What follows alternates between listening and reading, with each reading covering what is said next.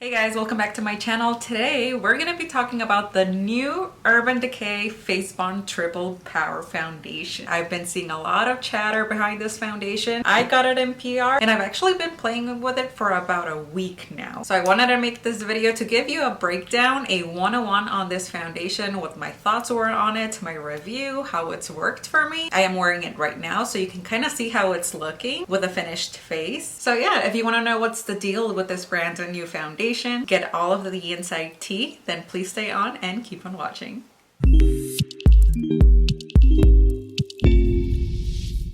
Alright guys, so first things first, I'm gonna give you the breakdown of this foundation and all of its claims. Again, this is Urban Decay's new Face Bond Triple Power Foundation. I received this package on PR and here's what came with it.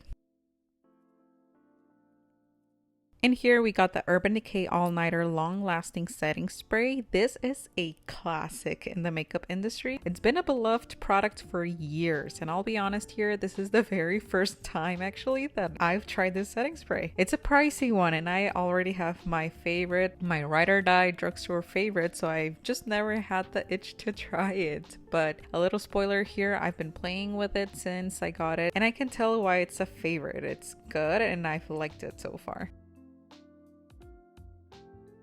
Also in this box were these cute little hair clips, along with a purple adorable makeup sponge. And finally, of course, we've got our foundation. Alright, so this foundation retails for $40. I got mine in the shade 14, which is a light medium golden, which worked perfect for me. And this comes in 40 total shades. Now this claims to be a 3-in-1 product, so it's a waterproof foundation that claims to last up to 24 hours. It's a serum that contains 3% niacinamide that claims to improve skin's texture over time, over several uses, and it also says that it's a self-setting foundation. So it's also supposed to take the place of your setting powder. So on purpose, I didn't use any setting powder today. Now this foundation also has a unique kind of applicator. It's a dropper. It says it's a patent pending dropper so you can control the amount of product that comes out of it. Alright, now for application. I pulled my hair back first and I made sure my skin was nice and hydrated since I know that this is a matte foundation. In my opinion, this is really important, especially for this foundation finish. I have normal to oily skin, by the way, so I used a facial mist and my usual day moisturizer to hydrate the skin. Then I primed my skin with my usual primer. I'm using the e.l.f. Liquid Poreless Putty Primer just to fill in and blur those pores before going in with the foundation. Alright, now we're going to go in with foundation, and on one half of the face I'm going to use a foundation brush, and on the other side of the face I'm going to use the sponge that they sent over. Now it says that this foundation can be applied 3 ways, with your fingers for full coverage, a brush for medium coverage, and a sponge for light coverage. And using the brush, I did notice that as soon as you lay down the foundation, it does dry fast, so you have to work fast to blend it. Now what I liked is that if you didn't apply enough, it's really easy to go back in for more. It can be layered. It is absolutely medium coverage but buildable. It allows you to add more product without it getting cakey or heavy. It's exactly what it says, a natural matte finish. I did not use concealer for this look. I let the foundation be the concealer because it had enough coverage to do so.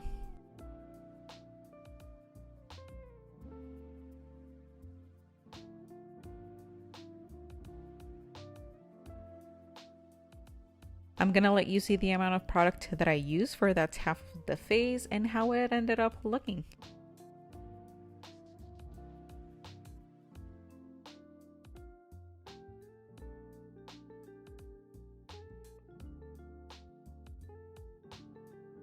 Here's the before and the after. And now for the other side of the face, I'm using the sponge, which I really liked. It's nice and squishy and it did a good job blending.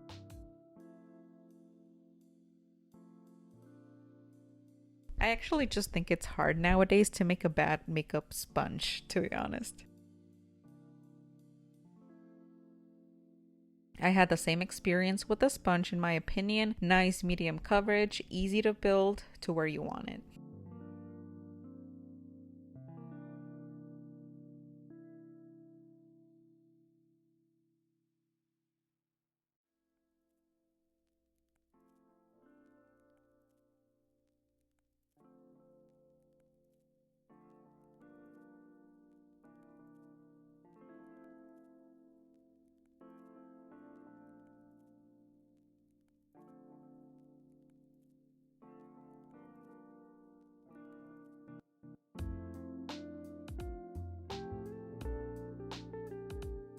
This is how the foundation looked once laid out. And here's what I did for the rest of my face. I did not use powder to set it since the foundation claims to be self-setting.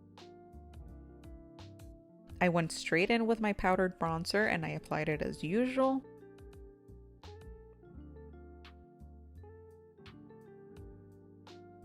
After that, I went in with my NARS liquid blush, and that was it for the base of my makeup.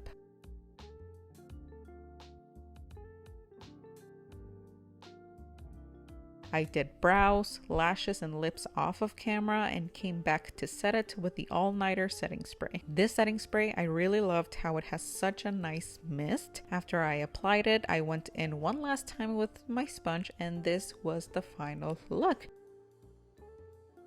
This is how my skin looked once the makeup was all done. And this is how it looked outdoors. Now, if I were to wear it for a long time again, I would do a little bit of pressed powder and I would use the same setting spray for that longevity.